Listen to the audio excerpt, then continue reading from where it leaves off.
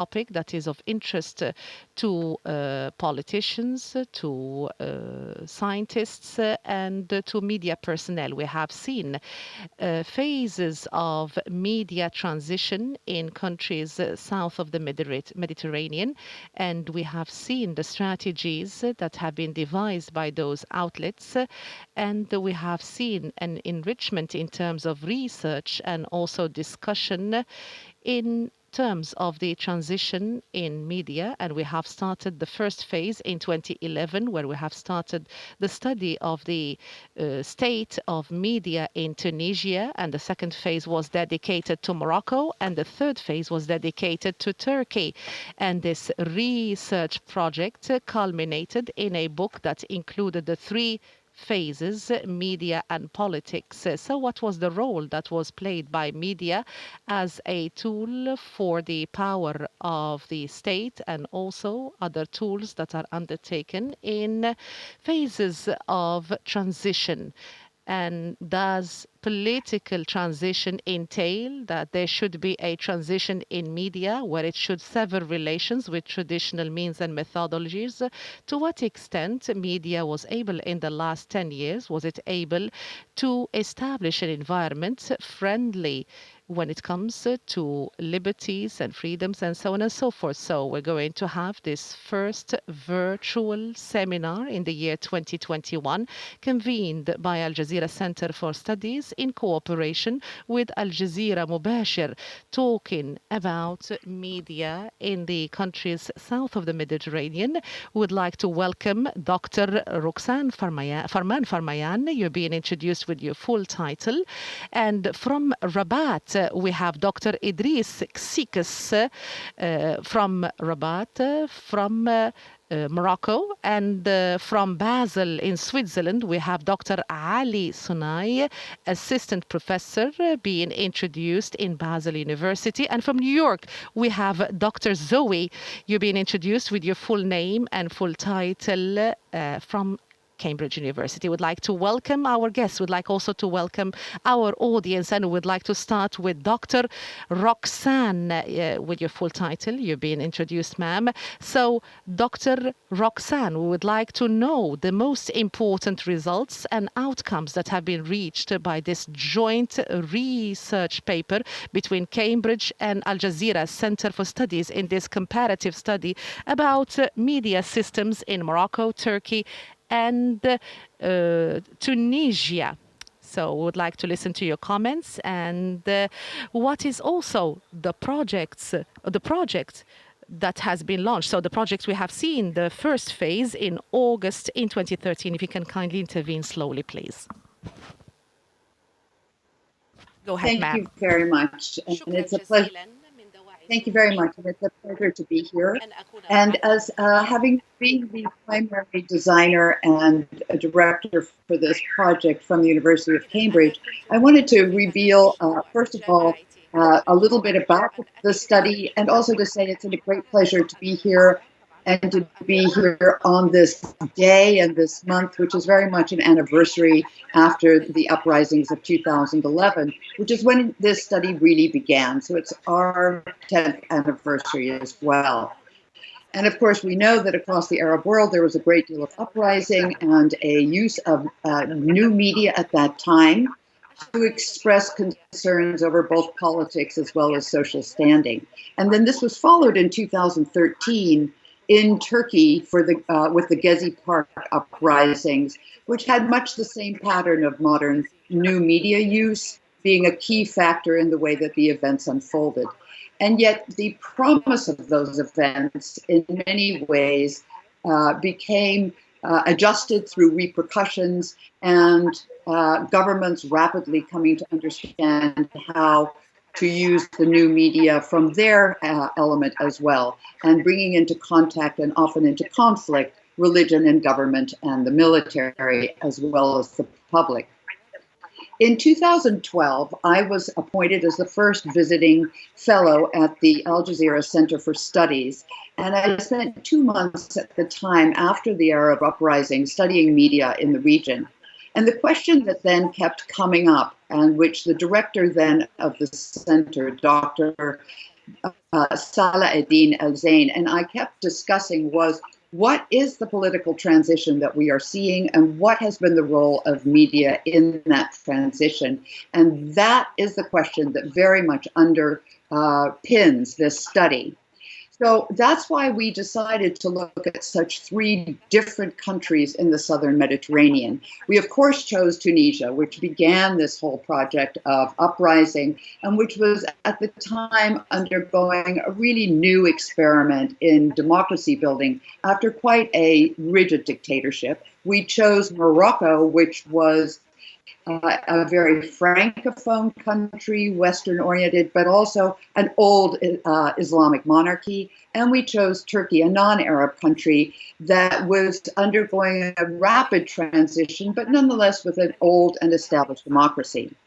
Critically, I felt that it was very important that we study the same issues, the same themes all across the region. And so that way we could actually compare. And this aspect alone makes this book and this study completely unique. Most other books on media in the region look at a variety of different subjects in different countries, which can be very fascinating. But here we look at the same subjects in different countries at the same time, and we look at similar trends, we identify similar mechanisms, and we do so by looking very much at similar subjects, so whether it's advertising or ownership. And this also, of course, gives us an idea of where strong differences lie. We look, for example, at the relationship between government and media in terms of their laws and their court cases and their regulations by asking the same questions from similar officials and similar kinds of politicians in all three countries. Our media experts were located in Tunisia, in Morocco, and in Turkey, and I'm very lucky today to have a representative of each one of those on my team here speaking with us. And so we were able to look at parallel studies being conducted in all three countries. And so in some cases we looked at, and we will discuss today, media markets, how they worked. We looked at women on television talk shows, and we looked at the relationship between government and media. And the other guest today will be talking about those elements. And we brought them together, our various experts, into conferences, and they actually knew very little about what was happening in the countries that lay near them along the southern Mediterranean. But what they came to understand in our conferences was that these same stories kept coming up, that they shared common themes and many of the same tensions and approaches. So what makes this collection so unusual and exciting is it tells us about media and politics across the region by telling us about the region's character itself. What makes the media different in the Middle East and North Africa, for example, than it is in the West? And what in the regions, in terms of the region's populations, makes media important to them? How is the role of media in the Middle East and North Africa different than in the West? And this is really important because media reflects the societies that create them. So understanding the identity of a specific region, the Islamic aspect, the relationship between society and values, for example, gives us real insight into the issues that actually define the region, as well as such other important elements as how is freedom of expression defined, or what is the relationship between that symbolic power of media and the view of the public in terms of their own politics or their own health in terms of their society. So we think of this as a groundbreaking book, filled with both national and regional insights and a true testament to the partnership that's possible between a university such as Cambridge and its relationships with universities across the region, as well as a media corporation such as Al Jazeera. It includes the voices of real people, from taxi drivers to big company owners, that have told us how important media is to them, but how difficult the relationship is between government and media, how important private media is, but how often the owners do not reflect the society at large, and how very political the entire setting of media in the Middle Eastern societies are, and how that has been affected by technology, which in many ways has been one of the most important factors in creating a whole new media environment in the Middle East. So this book sums this up, and it reveals the values and the politics and the views of media in the region, and to us, and I hope to you as we discuss this today, shows how critical it is for us to go forward with knowledge about the relationship of these two important powers in society, media and politics. Thank you. Thank you very much, Dr. Roxanne. Please stay with us. We'd like to give the floor to Dr. Xikas from Morocco, who is going to intervene now. Dr. Xikas, after listening to what Dr. Roxanne had said, in your study, when it comes to the experience of media in Morocco, what you talked about, the problematic of the exit of newspapers from the media scene in Morocco, does it reflect a crisis in journalism or the journalistic field in Morocco, or is the matter much more complex where the economic and the political are intertwined? You have 7 minutes, sir. Thank you very much. Thank you for hosting me. I'm very happy to take part in this seminar and to take part in the book. I would like first and foremost to start talking about something which is very, very important, which is to do with the context. Has the book come after what is called the Arab Spring, or has it come after a phase where social media became a means of calling for change in the region? And when we look into different media outlets, we cannot ignore the tendencies that exist between social media and the different institutions. The second thing that I would like to talk about is that when we look at media in general, we have to look at not only the political power, because we have those political powers that are not the only ones that control freedom of expression or freedom of media. We have to take into account also economic experts who play a role in this process, in addition to businessmen. And of course, there are a relationship where there is such kind of relationship between media, the state, and the economic actors. So we have to look at the relationship between these parties, these components, and we need to understand the kind of tension that exists between the requests made by the community, and that is sometimes reflected by social media and expressed by social media, and also the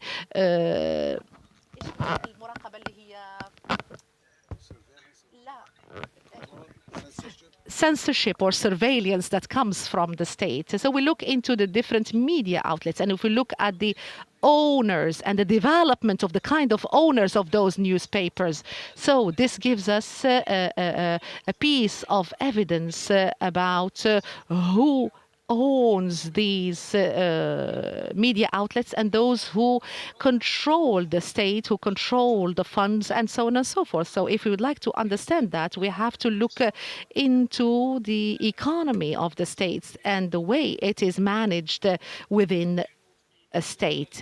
We live in liberal states, but are controlled at the same time. Yes, we have the economy of the market, but also there are relations between customers, between the economic field and the political field. So all these components are intertwined, interrelated, and would give us an opportunity to read structurally the development of media in the region. The other thing that I would like to talk about and underline in this framework is how to control the market, and when we say that who controls this market. But at the same time, we have a number of problems such as lack of transparency, and the institutions that have become less attractive.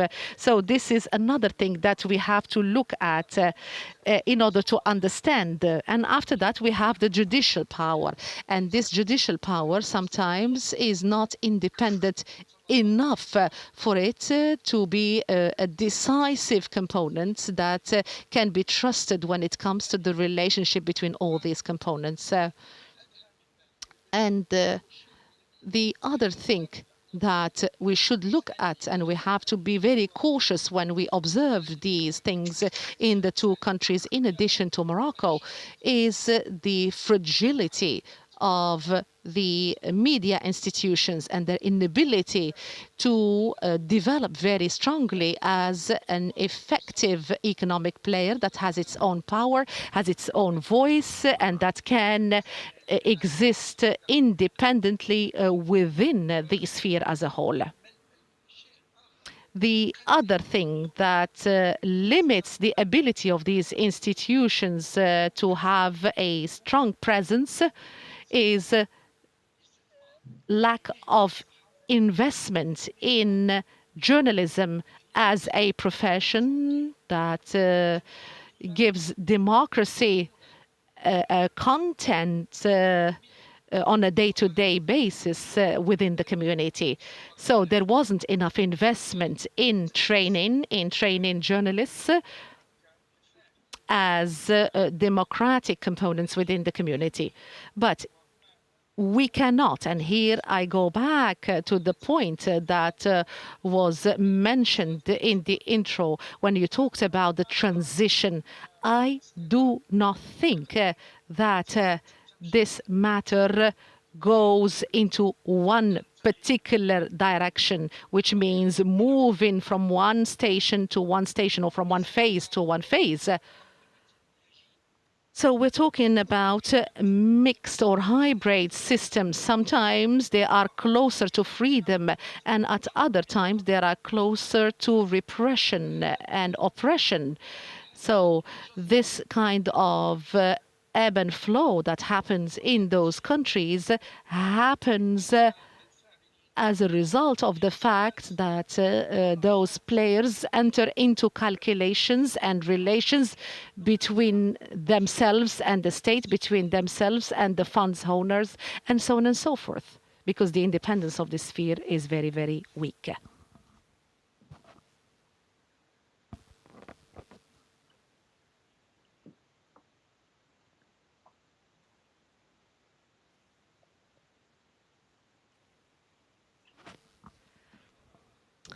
So we would like to move now to Dr. Ali. Can you talk about the points of similarity and difference between the three countries? Go ahead, Dr. Ali.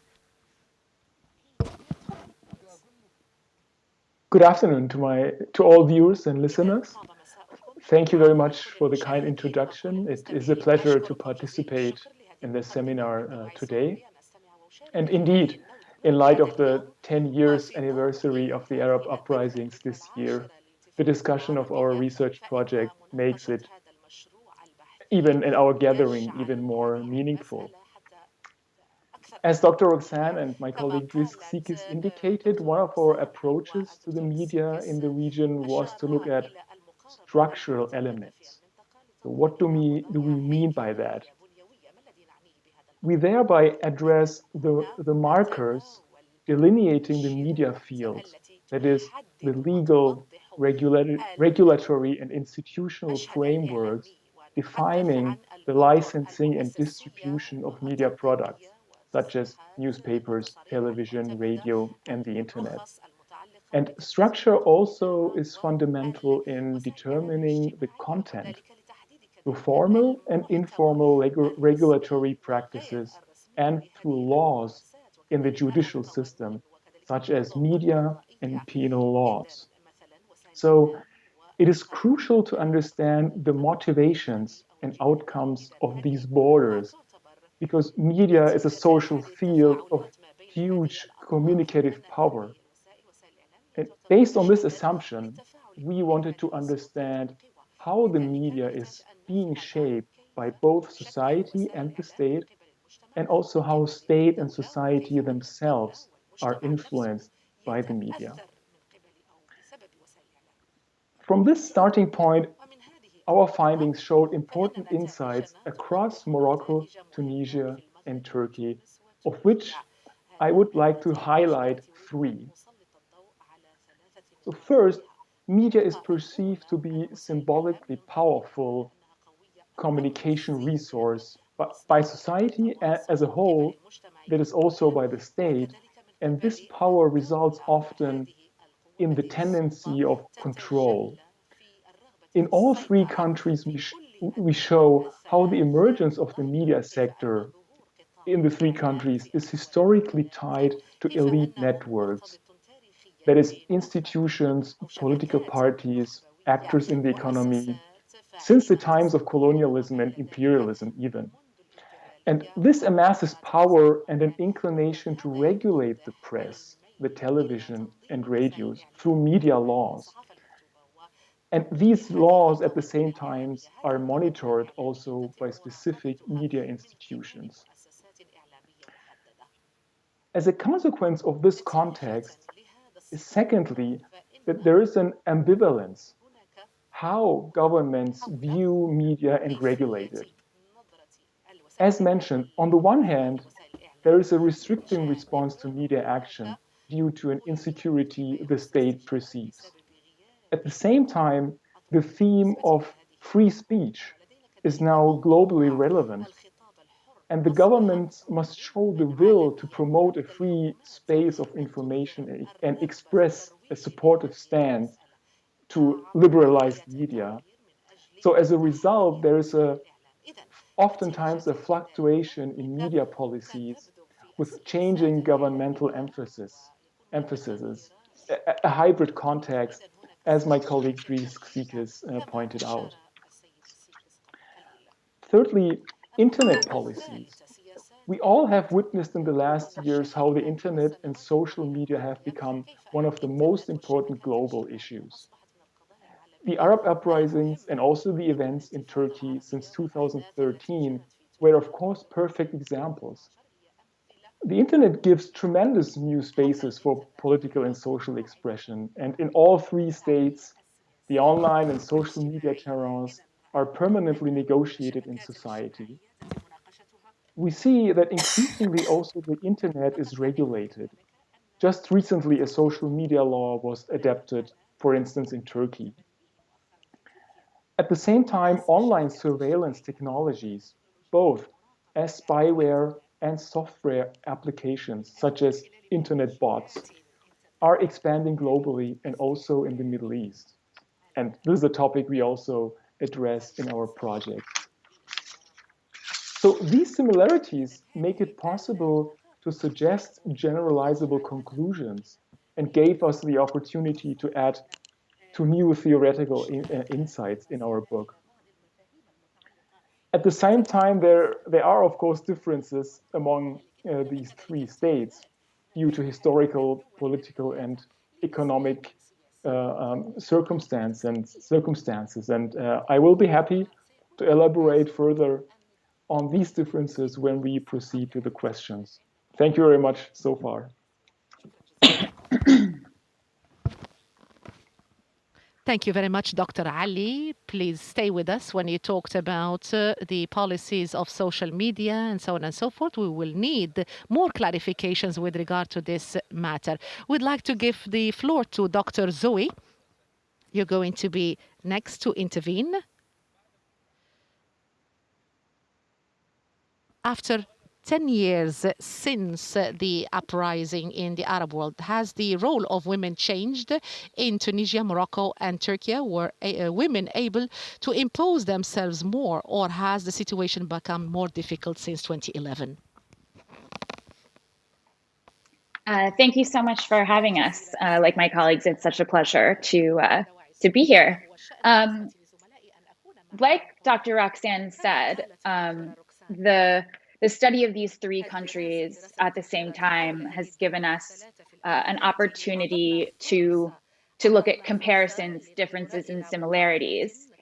We looked specifically at women's participation in television talk shows and the different ways that norms, values, and ideologies are transmitted from the producer of the television to society.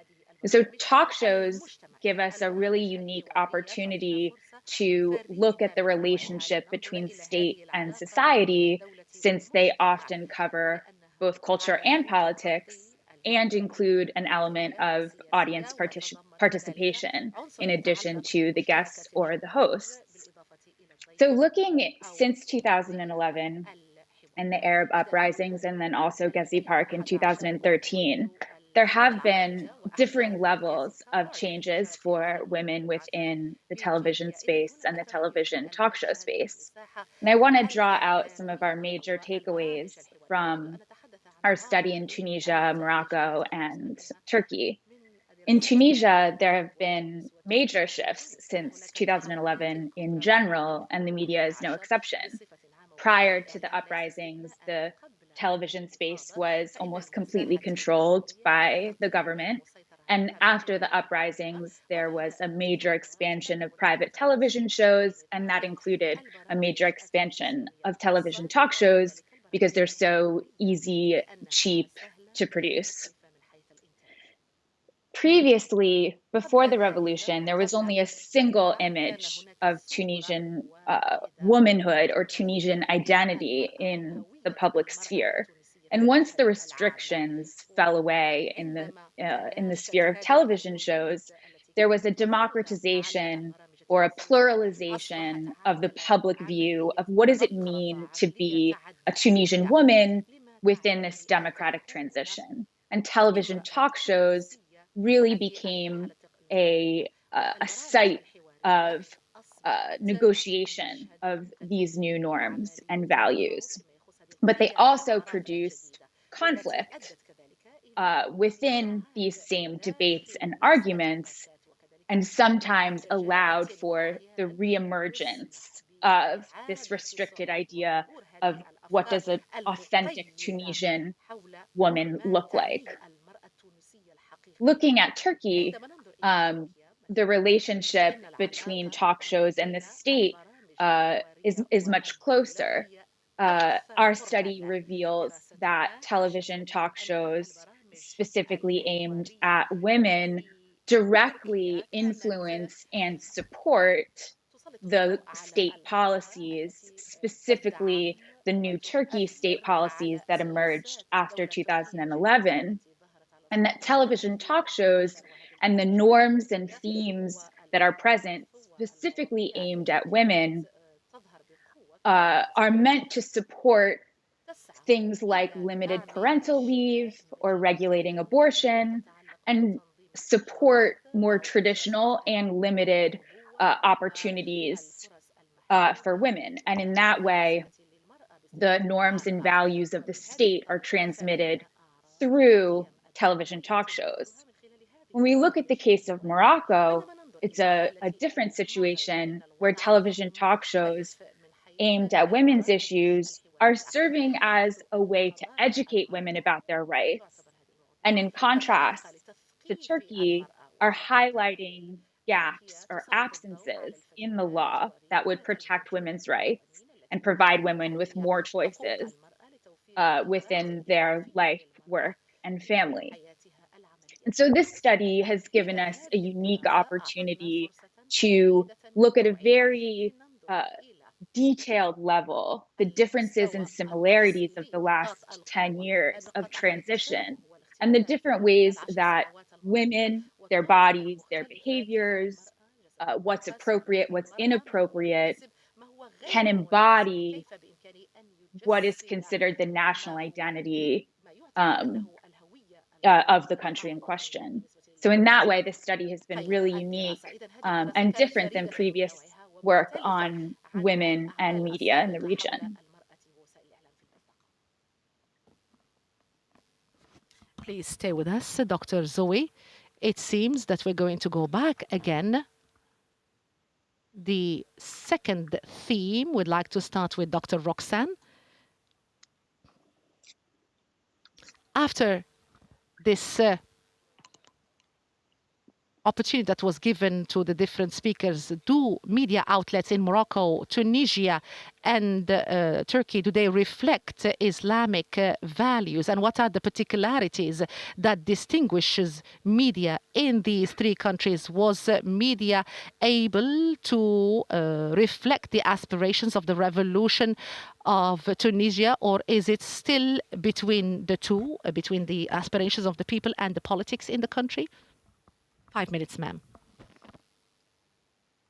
Well, I think you bring up very good questions. First of all, to sum up what the other experts have explained, each one of them pointed out one of the thematic areas of our study.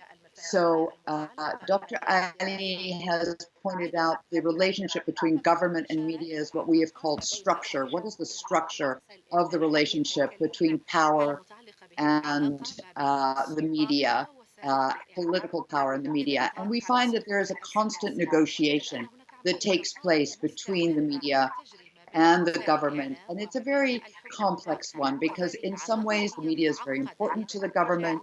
It is its major way of communicating to the people and also communicating a national imaginary, if you will. On the other hand, it's a very difficult to control mechanism, and in many ways I would say that not just in the Middle East, but particularly in the Middle East and North Africa, that media is represents something rather scary, perhaps at times threatening to the power of government, the structure of society. The second theme was brought up by Dr. Dries Sikis, which is what we call the function of media in these societies. What actually is the ownership structure? Who owns it? Where is the money coming from? What is the advertising like? And also, how professional are journalists? And this is a very difficult area because in many ways journalists are not very supported in their societies, and yet by contrast they are very often very valued and indeed loved by their societies. So there is a push and a pull. And I think after the uprisings, when many of the people went into the streets and became citizen journalists, and in many ways up until that time journalism had been found to be, and the media in general had been found to be controlled too much by the government. People did not trust it. At the time of the uprisings, both in Turkey and in the Arab states, they were being given a new vision of what journalism could be. It was the journalism of the streets. It was the journalism that could be presented on a mobile phone, in live video. And that has been something that, although of course it has changed in the 10 years that have gone forward, gave a degree of a credibility, of legitimacy to journalists themselves. And I think we have seen a greater feeling of importance about the role of journalists, even though there, of course, are great threats that still face many of the journalists. In Turkey, in particular, after the attempted coup of 2015, we found that journalism was one of the sectors that suffered the most as a result. And that in particular, reporting on something like terrorism is very, very dangerous for journalists because too often they are understood as representing the terrorists simply by describing them. The third area, which Zoe Pitkanis discussed, was the area we call agency. In other words, the role of the public. And what kind of relationship do they have with the media? Is the media perhaps at times too liberal? Or do they really trust it for holding the government to account? Or is it a platform in which competing elements and groups in society will fight over aspects that are not that important to the public? Or is it, on the other hand, an opportunity for the public to learn and to feel as though they are all in one community? So we were looking at these kinds of questions after the uprisings in Tunisia, where the government at that time had controlled the media very tightly. There was a sense of glooming, and that was very important for the people in Tunisia. I think both in Morocco and Turkey today, there is a greater sense that agency for the people and for journalists is dropping, and this is more problematic. So I think I'll end there for the moment and leave it to my colleagues to pursue further.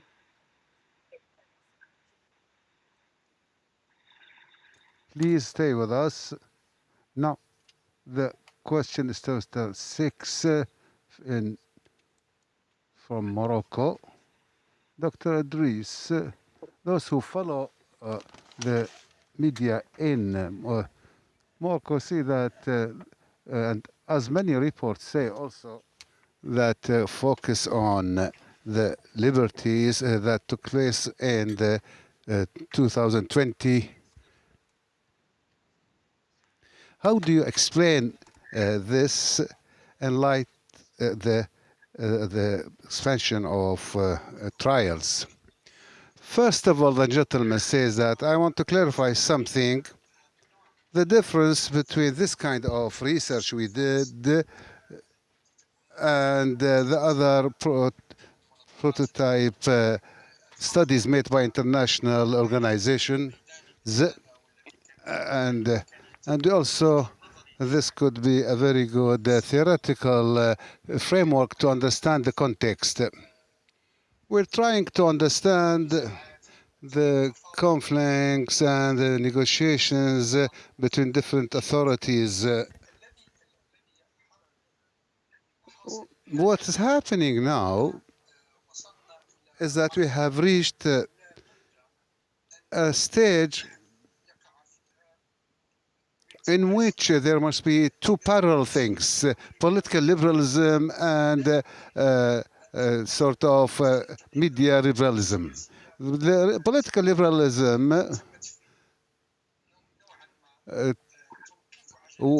has been stopped for sort of speak, and that one cannot stop the political liberalism while as the liberalism of media can continue. Both should go in parallel.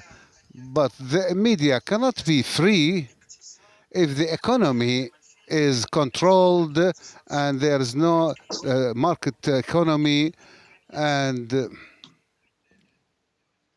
the possibility of free competition.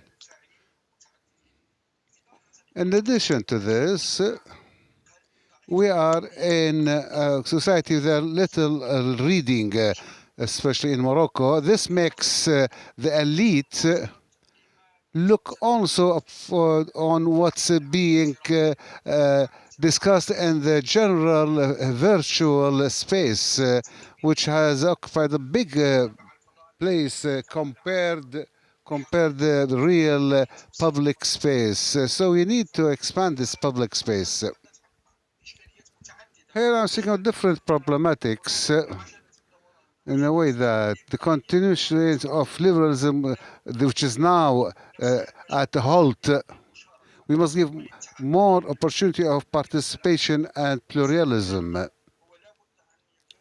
And the other thing, we must liberalize the economy and should be rationalized in a way that we get out of the relationship of customer based on customers. And the third thing is that we need to create a real public space for discussions to express the plurality of ideas in the society. In the absence of all these, there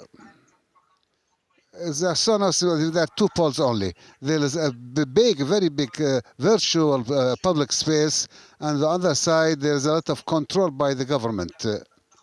We need to have this pluralism, plurality. So we need to. This is very important because sometimes there are some parties that you know who are controlling more than others. Anyway, there's a concern. There's a concern of being different, of leaving the society develop to the better.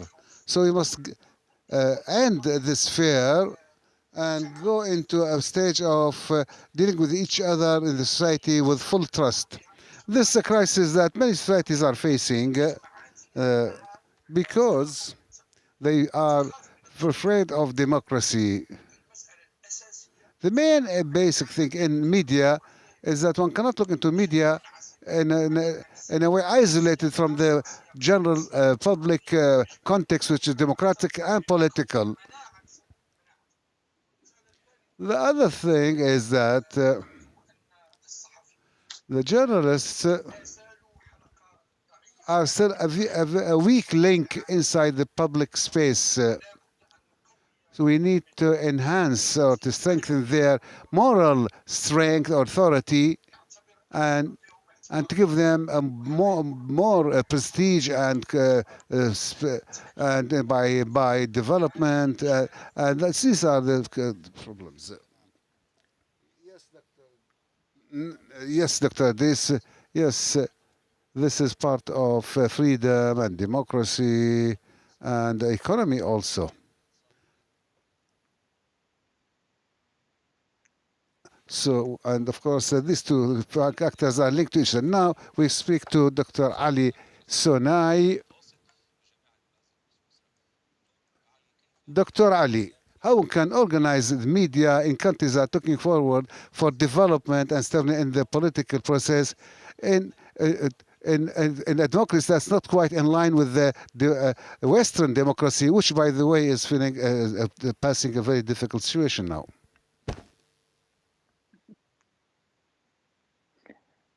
Yeah, thank you very much. In in terms of how well media negotiate between government demands and the expectations of their public, of course, there are differences in democracies or in countries being on the path to democratization and the countries we looked at. One of the interesting findings we had was that the media as an institution is not very well trusted in. So, and this is in a way related to the elaborations me and my colleagues have done so far, and and maybe to give a bottom line of this distrust, it is in general the closeness of the media institutions to politics and the economic elite. Just to mention an example, in Turkey, for instance, the trust into media is at a very low stage. The polls by Kadir Has University, for instance, show it regularly as the least trusted of all public institutions. So in the poll of 2019, 35% of the participants stated that they trusted into the media. Another example could be given from Morocco. Since 2004, the radio sector has been liberalized, and a number of private radio stations have emerged. They cover important issues from everyday life, from education to health, and became very popular. And as Dr. Roxanne mentioned at the beginning, I myself had the chance to do research in Morocco and interview taxi drivers there, and it became very visible that these new radio stations were more trusted in than the public radio stations. So in this context, regardless of democracy or not, of course, the internet plays a huge role. The internet as one of the global media challenges in the present and, of course, in the future. And in an unregulated way, the internet adds to the insecurity governments may feel And certainly the contexts and the government responses in each of the three countries we looked at are different, but there are some comparable approaches. And one of the most used tools governments use are social media laws.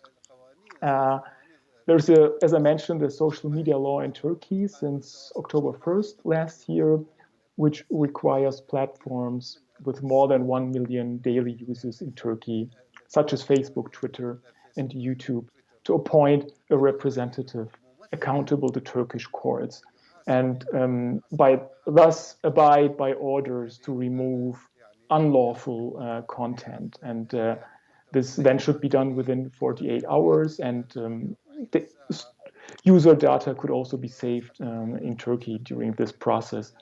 And after a certain amount of fines would have been given to these companies if they didn't abide by the laws, the companies would face the challenge that their bandwidth would be slashed by 90% of the total. And another example could be given also from Morocco. There was last year an attempt to introduce a social media law with also the power to network providers to remove content, but ultimately that was not further proceeded during the pandemic.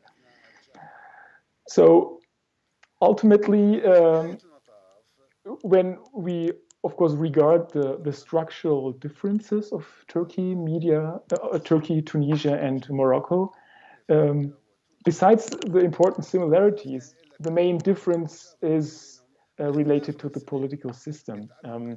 Whereas Turkey, as we have seen, is a republic, and Tunisia too, Morocco is a monarchy, and this has consequences how media laws and institutions are governed, and how far media may also expand. So, for instance, in Tunisia and Turkey, there are private television stations next to private radio stations, but in Morocco, the sector has been open so far for radio stations only. And so to sum it up, ultimately, media variety has an impact on articulation and the power of articulation. And Yes, media, excuse me. Thank you. Sorry. You can continue this idea if you want. You have still some time. Yes, continue. Go ahead. Yeah, I wanted to sum it up that media as a social field does not exist alone, of course, and being entrenched in society, media has a unique field of negotiation between community and authority. And so that obviously we can say that the more diverse the media field is, the more it is part of civil society and will contribute to the democratization process in the future. Mr. Ali, thank you, but please stay with us. Speaking about Tunisia, we now go to this Zawi. Zawi, the question is to you. The Tunisian media, has it been successful in expressing the ambitions of the Jasmine Revolution, and the television being a platform? Does it reflect the inequality between the two sexes? And what are the roles of the media in these three experiences? The media, was it a helping factor in the politics, or hindering one in the, of course, the differences of each country? Thank you. It's an interesting and important question. I think the main takeaway is that television, talk shows, and media in general can be both empowering and disempowering to women. And they can challenge inequalities and then also directly perpetuate inequalities. And just in general, across the three countries, women remain underrepresented in television, even if there have been some improvements in places, especially like Tunisia. And women are particularly underrepresented in positions of decision making within television production. So it's still largely men who are deciding what stories get told and how these stories get told, even if the people in front of the camera are women. And often the fact that there are women in front of the camera is used to hide the fact that there aren't very many women behind the camera. Looking specifically at inequalities and some of the ways that that has manifested in the different countries. For example, in Tunisia, although there is a gender parity law that requires women to make up half of the legislative candidates in elections, those candidates and also female party members get vastly decreased time on television talk shows and also on the radio. So they have much less access to talk about their political platforms and to run their campaigns. In Turkey, for example, talk shows, and also in Morocco, talk shows, because they often tell everyday stories, can be a really powerful outlet for women to tell their own stories on their own terms. Unfortunately, in Turkey, in the early 2000s, there was a show that tackled sort of taboo but important issues to women about their families, their marriages, talked a lot about domestic violence within the home. And unfortunately, that resulted in murders of the women who went on the shows themselves by family members who were upset that they had spoken publicly about these issues. Looking currently at Turkish talk shows, one of the ways that talk shows disempower women is by normalizing violence against women within the home as something to be tolerated for the sake of the family, for the sake of children, rather than something unacceptable. When you look at Morocco, the educational aspect of the Moroccan television talk shows that are aimed, that specifically talk about women's rights, are really important in educating both women and men about the status of their rights. And there's an example that is directly different from Turkey, where domestic violence also features heavily in these talk shows. And one of the episodes that we looked at was a woman who successfully left her abusive husband after 9 years. And the way that the story was told directed the watcher to empathize and sympathize with the woman herself. And then also showed women watching that there was a pathway out of violent situations. And so in that way, it can be empowering. But as my colleagues have said, media doesn't exist in a vacuum and isn't exempt from larger social dynamics, many of which are unequal for women.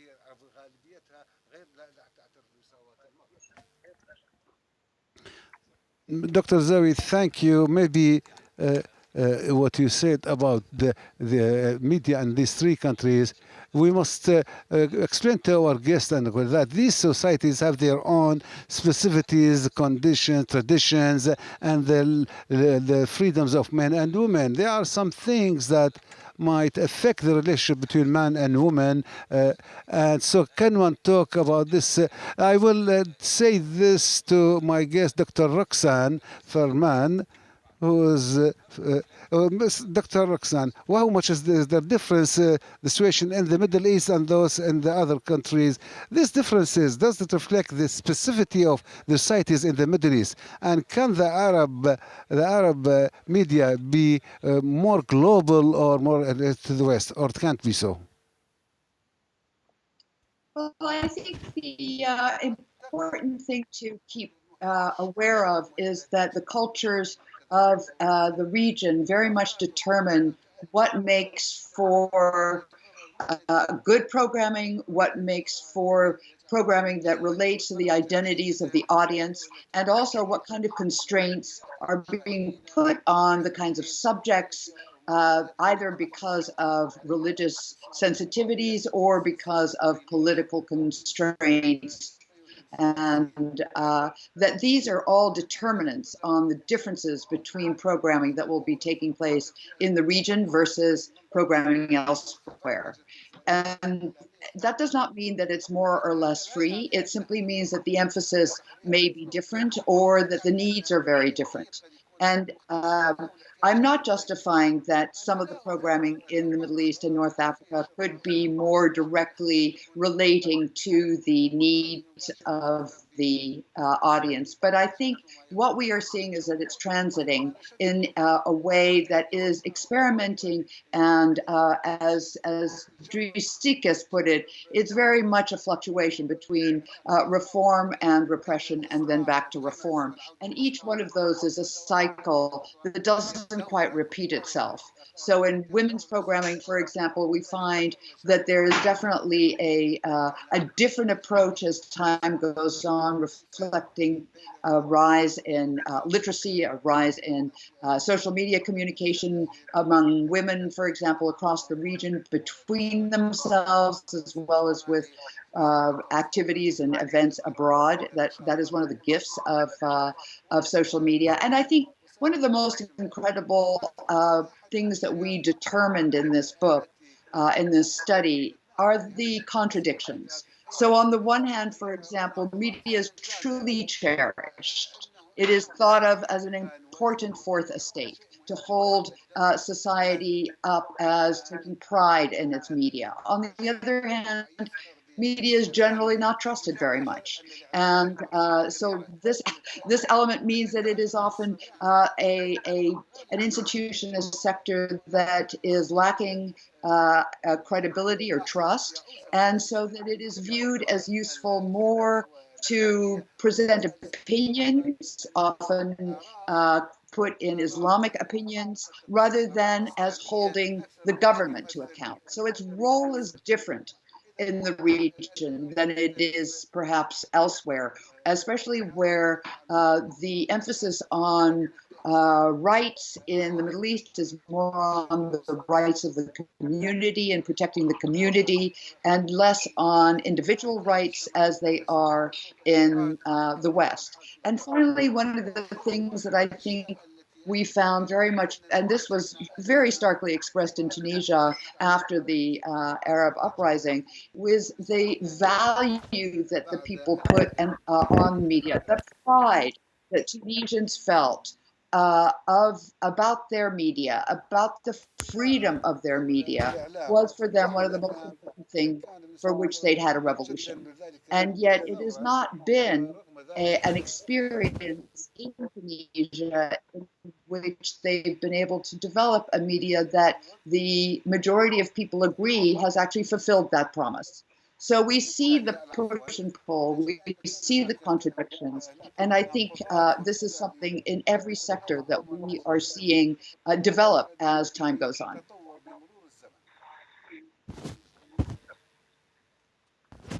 Thank you very much, Dr. Roxanne.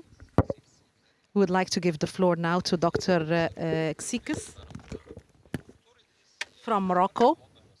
So the position of the Moroccan media outlets is fluctuating. How can we explain this fluctuation, and how can we have a media-friendly environment, particularly after the monopoly of the power to the media outlets? So you have 3 minutes, sir. As I said at the beginning, so we are part of a mixed system. There is development, there is openness, but there are a number of setbacks that we have to recognize as well, and that I talked about. So I would like to answer your question in a clear way. I think that you talked about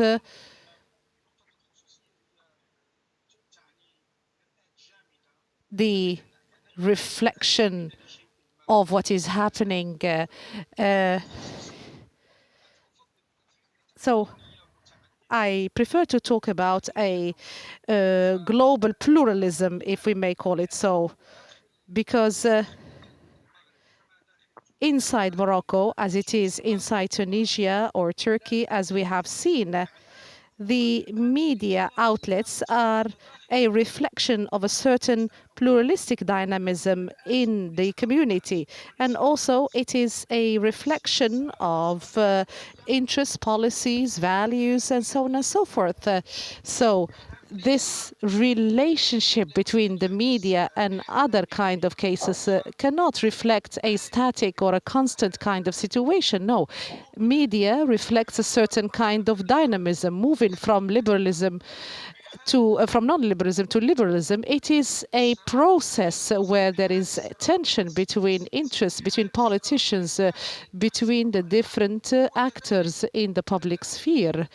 So this leads to this position that we are facing today. So it is necessary for the actors to be able to express themselves. They have to have the opportunity, the media outlets, they have to have the opportunity to become stronger, and the economic sphere also should be stronger and more free. So this is what has become apparent from the study. So there is a controversial kind of relationship between these spheres. So we cannot talk about the possibility of having a liberal kind of system. No, this is not something that is a given. No, it is the result of a certain kind of tension, conflict between interests, values, policies. And this is testament to the fact that there is dynamism. No, there is no static state within those states. So we are in a period of setback, and the actors should be able to negotiate in this particular phase. So this is what is happening now, and we have to see it even strongly as observers and as analyzers. I would like to go now to Dr. Ali. So you've been introduced, sir, and the question is coming to you now. Dr. Ali, how can we reinforce trust in Turkish media, and also when it comes to misinformation in general? Go ahead, sir. Yeah, thank you very much. The crucial aspect in terms of trust into the media is first the trust into the legal system, and the legal system itself is a very contested space in Turkey. And why I'm referring to the legal system is because there are a couple of processes journalists are facing and have been sentenced to after a certain period, which sentences which were not regarded to be just. So the first thing that needs to be adjusted is the legal texts in Turkey, and then based on which sentences can be given, which create the trust into the legal system, and by that also into the media system. And secondly, what would need to be adjusted would be the ownership of media, because currently the major Turkish media outlets are owned by big holdings which have also investments in other sectors, in tourism, in industry, in finance. So when media is situated into this context of politics and elite economic networks, then trust is gone, because the media or the eventual role of the media to pursue the truth can be balanced against other interests. So I would say that these two issues need to be addressed in the Turkish context in order to alleviate trust into the media again.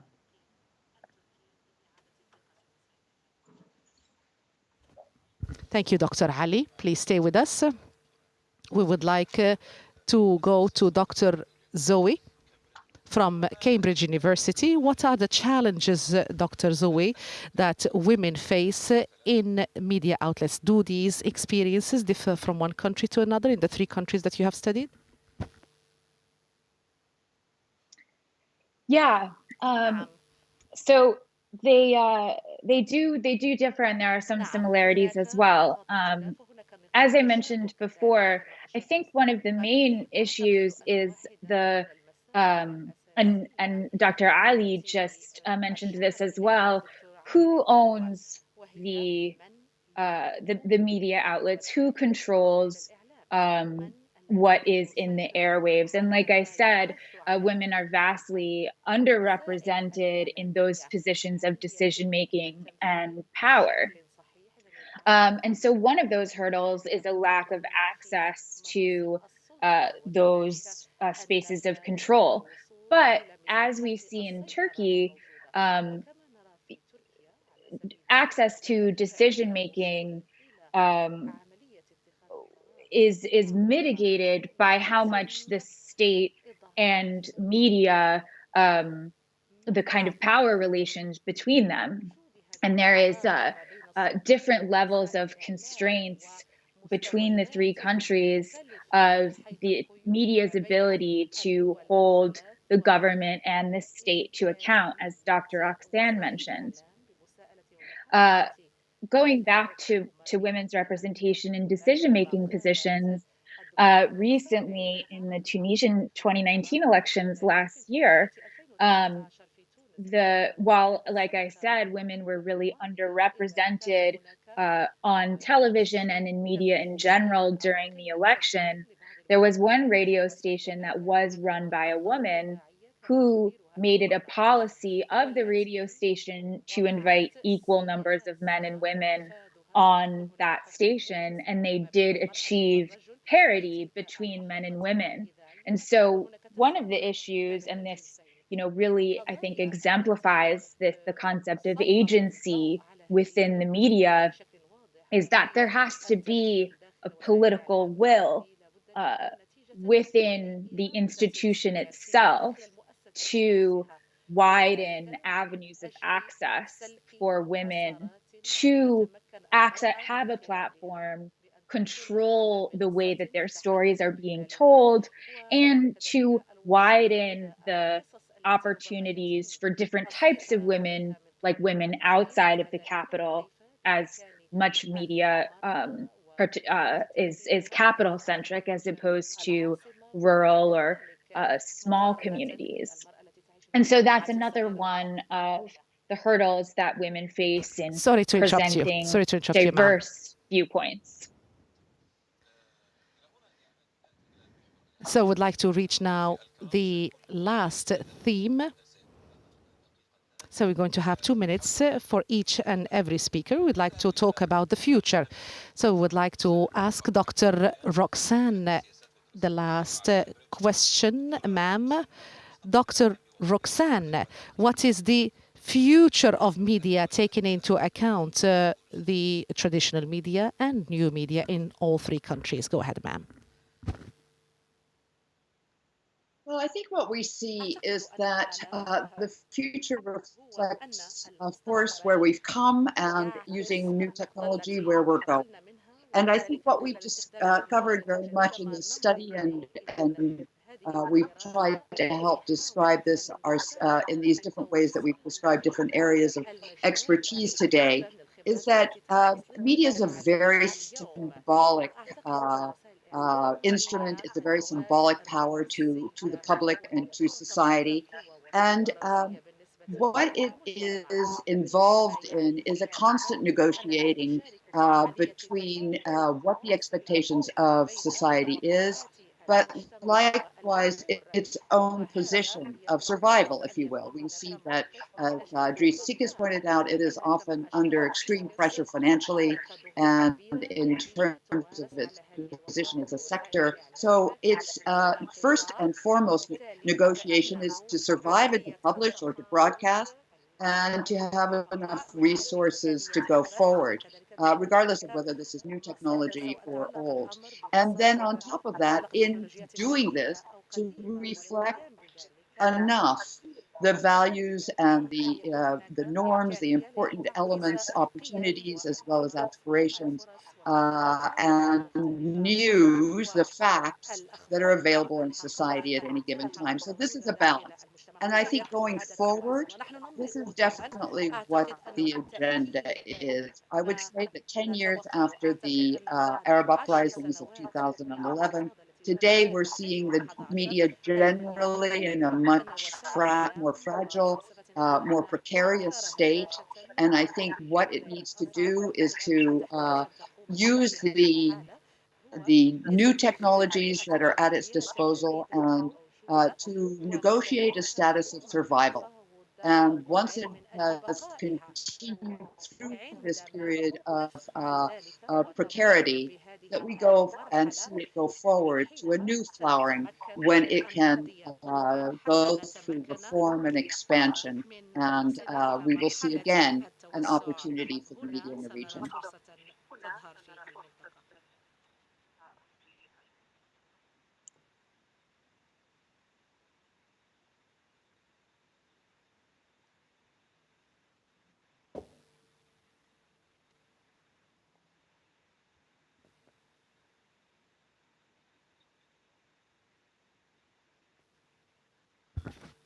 So the question now is to Mr. Xikis.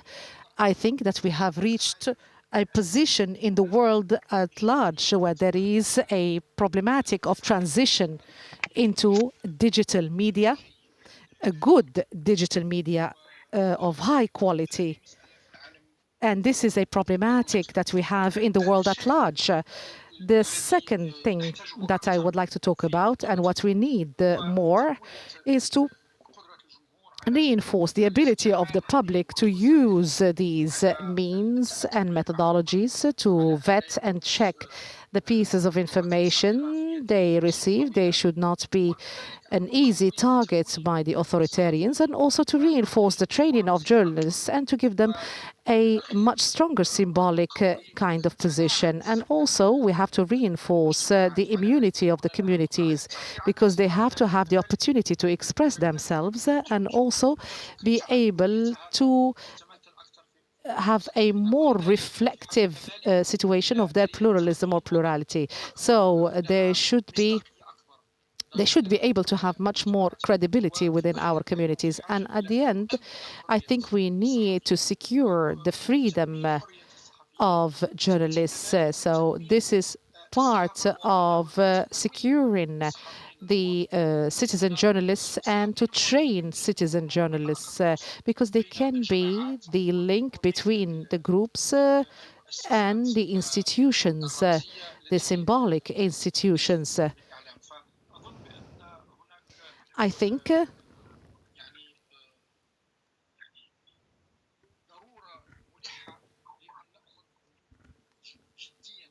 that we have to see or take seriously this matter, particularly when it comes to double checking the information and making sure that we're getting the right information. We would like to go, Dr. Ali, the same question you're being asked.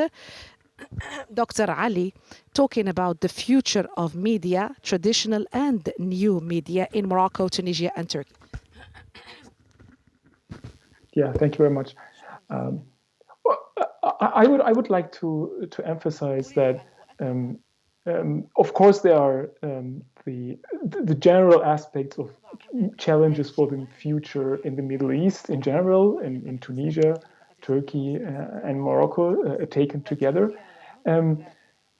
When looking into the future, I would very much follow Driss Xikis, focusing on education and coordination among media practitioners. And in that sense, I would not only look on these three countries and the Middle East, but I think there needs to be a global coordination of media practitioners, because at the end it is the same tools we use increasingly to produce media, and increasingly digital media.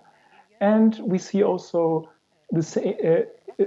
increasingly the same themes and challenges in terms of politics, be it authoritarianism, be it climate change. So looking at the themes and the tools we have at the disposal, I think the future requires from us a much enhanced space of global coordination and interaction between media practitioners.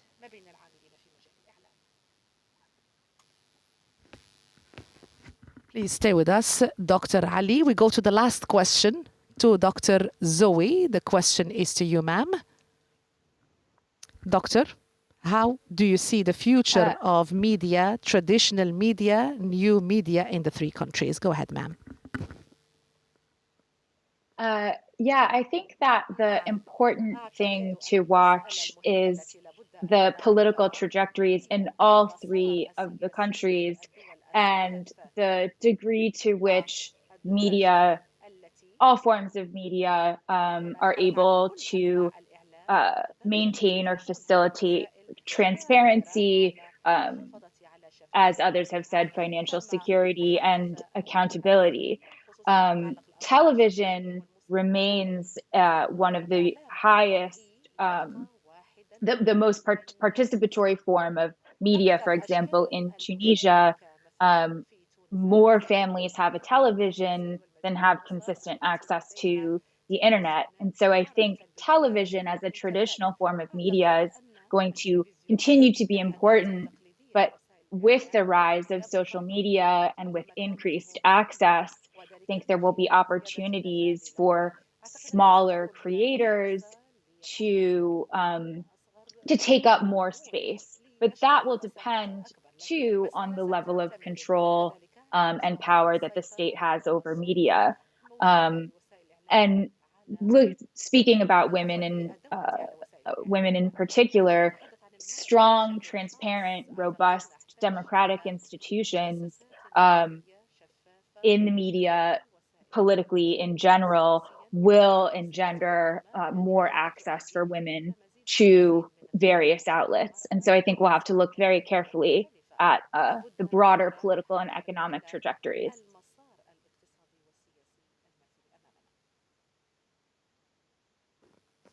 Thank you very much, Dr. Zoe. We have come to the end of this seminar that was convened by Al Jazeera Center for Studies in cooperation with Al Jazeera Mubashir. So it was a pleasure having you in this segment. I would like to thank our guests. We have Dr. Roxanne with your full title, ma'am. You're being thanked now and in your Envision. The guests can see you, the audience can see you. We have Dr. Xikas, you're being thanked also by the presenter. And we have Dr. Ali. Now you appear, all four of you are in Vision, ma'am. Gentlemen, Miss Zoe, you're in Vision also. You're being thanked now by the presenter. Thanks ever so much. It was a pleasure having you in this program. Thanks ever so much. You're still in Vision. Please stay with us. You're going to be off camera very, very shortly. You're off camera, gentlemen, ladies. It was a pleasure having you in this program. Thank you. Thank you very much. Thank you very much. Thank you very much, ma'am. Thank you, everyone. Thank you. Thank you. Thank you. Thank you, Dr. Ali. Thank you, Ms. Thank Zoe. you. Thank you, Dr. Roxanne. Thanks so سيد much. كسيكس شكرا لك. Thank you.